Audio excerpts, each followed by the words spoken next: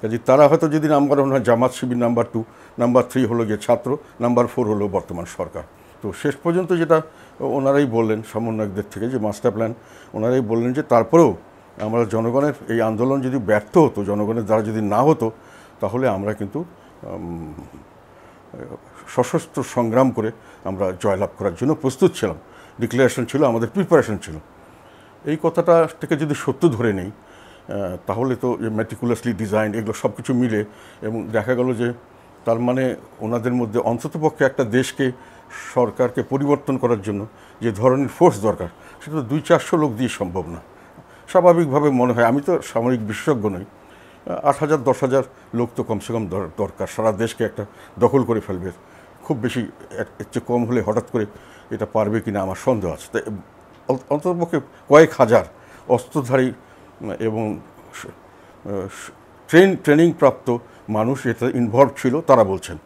এবং আমরা সমন্বয়কদের পরিচয় হিসেবে যেটা দেখলাম, তাদের ব্যাকগ্রাউন্ড বা তাদের কথাবার্তায়, তারা প্রায় দেখলাম যে মাদ্রাসার ছাত্র, এবং তারা কিছুটা হলো সাম্প্রদায়িক রাজনীতির সঙ্গে জড়িত, বা তাদের কথাবার্তায়, তাদের ভাবধারাতে ওই সাম্প্রদায়িক রাজনীতির সমর্থন করে, এরকম একটা মানে তারা ছাত্র শিবিরের বা জামাতের একটা ছত্রছায়া তাদের উপর ছিল, এটা বোঝা যায়।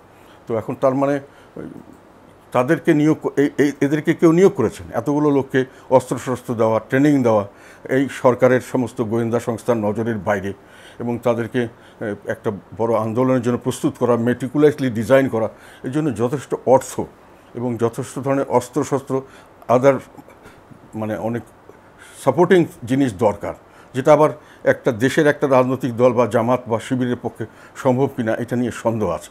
কাজেই সাধারণভাবে এগুলো সত্য ধরে নিলে এখানে একটা তাদের উপরেও কেউ এর মধ্যে জড়িত আছে, কোনো একটা শক্তি, এটা বোঝা যায়। সেটা এক্সটার্নাল কোনো ফোর্স, কোনো দেশ হতে পারে, 2-4টা দেশ হতে পারে, আমি কারো নাম বলতে চাই না যেহেতু আমার কাছে কোনো সাক্ষী প্রমাণ নাই, কোনো সংস্থা হতে পারে যারা এই ধরনের কাজ করতে অভ্যস্ত।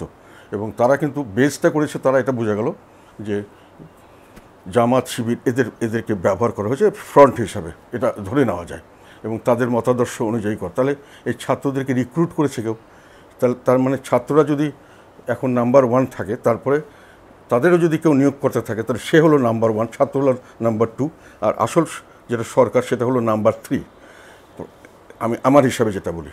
এবং এই যে নাম্বার 1 বলতে এখানে আমি যেটা আমাদের বাহ্যত যেটা চোখে পড়ে, সেটা হলো এটা হলো আমাদের জামাত এবং শিবির, এরা প্রকাশ্যভাবে, আর হয়তো তাদের উপরে কেউ একজন আছে সেটা অপ্রকাশ্যভাবে, কিন্তু তাদের ইনফ্লুয়েন্স এখানে আছে। কাজে বাইরে থেকে যে ইনফ্লুয়েন্স, জামাতের ইনফ্লুয়েন্স, এটাকেও যদি আমরা দুই ভাগ না করি, তাহলে এক ভাগে হলে এটাই ফার্স্ট, বা একজন বাইরের থেকে যারা করছেন বা যারা ইনভেস্ট করছেন তাদের তো একটা উদ্দেশ্য আছে।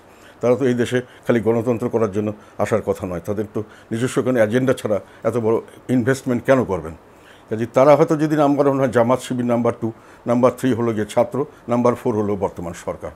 তো এই পরিস্থিতিতে এসে যেটা সরকারের যেটা দেখছি আমরা, যে এনারা কিন্তু এসে যেটা বললেন, যেহেতু কৃতিত্ব সম্পূর্ণ তাদের, অর্জন তাদের, এবং তারা কিন্তু সবগুলো জিনিসকে ভেঙে ফেলতে চাচ্ছেন।